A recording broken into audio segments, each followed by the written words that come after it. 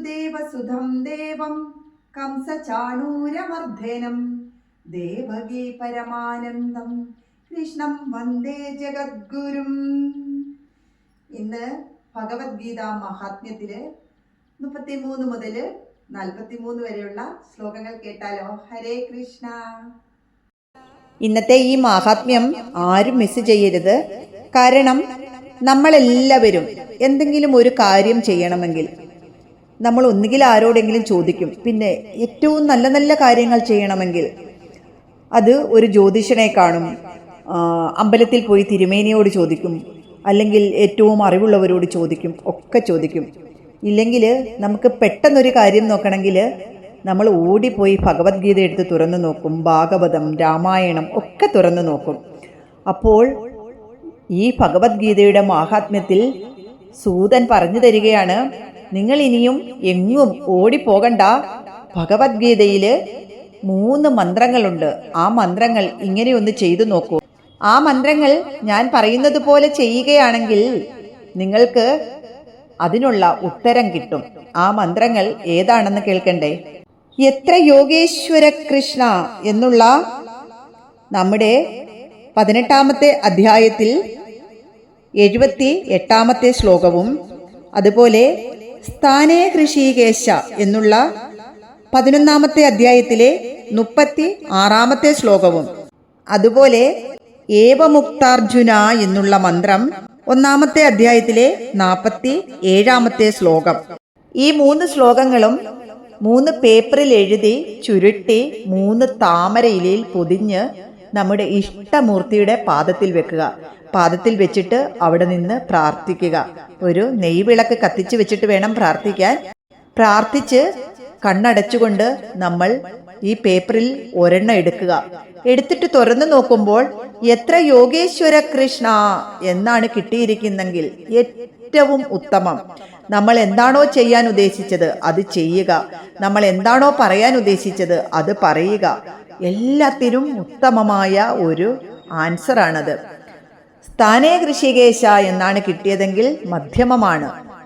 അതുപോലെ ഏവമുക്താർജുനോ എന്നാണ് കിട്ടിയതെങ്കിൽ അധമമാണ്. അത് നമ്മൾ ഒരിക്കലും ചെയ്യരുത്. പിന്നത്തേന് മാറ്റിവെക്കുക. വീണ്ടും ഭഗവാനോട് ചോദിച്ചിട്ട് തന്നെ ചെയ്യാം എന്ന് സാരം. അതുകൊണ്ട് എല്ലാവരും ഒരു ഉത്തരം വേണമെങ്കിൽ ഇങ്ങനെ ചെയ്തു നോക്കുക. എല്ലാവരോടും ഓടി ജ്യോതിഷനെ കാണാൻ പോകാതെ, അല്ലെങ്കിൽ തിരുമേനിയെ കാണാൻ പോകാതെ, അല്ലെങ്കിൽ മറ്റൊരാളോട് വിളിച്ചു ചോദിക്കാതെ ഭഗവാൻ തന്നെ നമുക്ക് ഭഗവത്ഗീതയിൽ ഉത്തരം തരും. ഹരേ കൃഷ്ണ. താമരയില എപ്പോഴും കിട്ടിയെന്ന് വരില്ല. അഥവാ കിട്ടുവാണെങ്കിൽ ഏറ്റവും നല്ലത്. ഇല്ലെങ്കിൽ ആ എഴുതുന്ന കൂട്ടത്തിൽ ഒരു തുളസിയില പറിച്ചു വെക്കുക. ഇല്ലെങ്കിൽ ഒരു തുളസിയിലയുടെ മുകളിൽ ഈ എഴുതിയത് വെക്കുക. ഹരേ കൃഷ്ണ.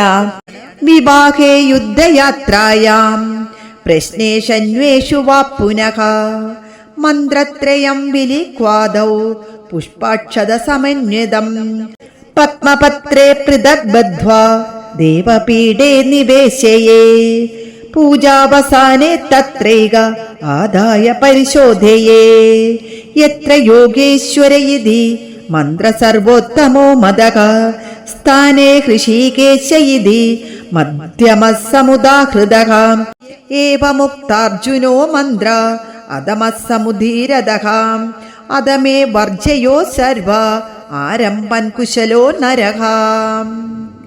ഏവമുക്താർജുനോ മന്ത്ര, ആ മന്ത്രമാണ് കിട്ടുന്നതെങ്കിൽ അത് ആരംഭത്തിലെ തന്നെ വർജിക്കുക എന്നാണ് പറയുന്നത്.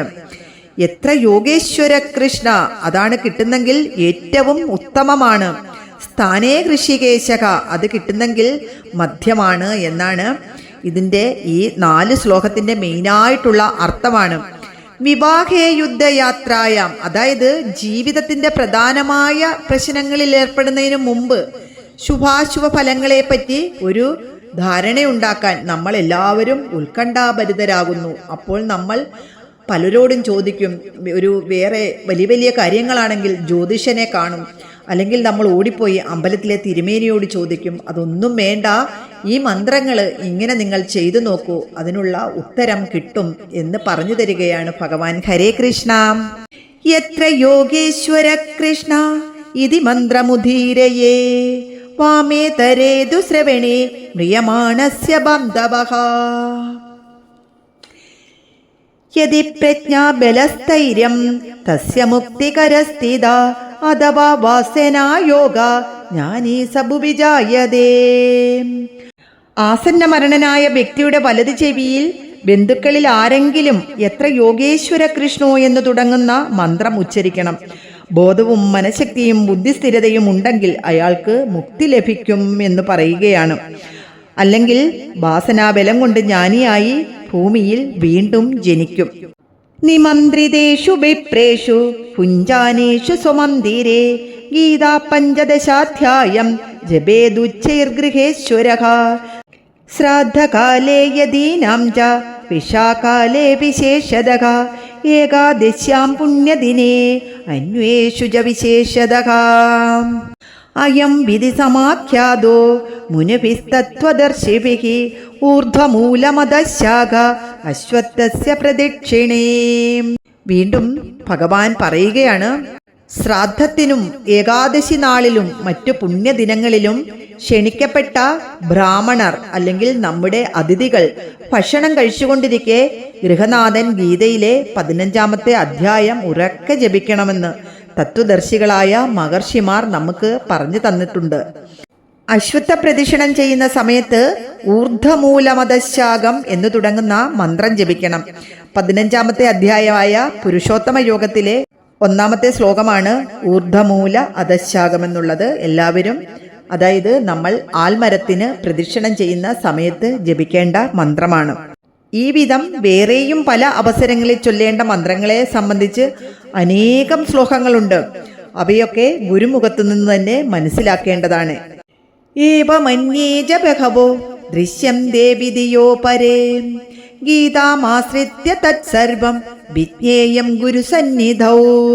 ഒരു ഗുരുമുഖത്ത് നിന്ന് നമ്മൾ എപ്പോഴൊക്കെ ഏതെല്ലാം മന്ത്രങ്ങൾ ജപിക്കണമെന്ന് പഠിക്കണം എന്ന് പറയുകയാണ്. പഠേത് പ്രതിദിനം ഗീതാം ബ്രഹ്മചാരി വിശേഷതഃ ഗൃഹസ്ഥോ വാ വനസ്ഥോ വാ സന്യാസം വസമാശ്രിതാ.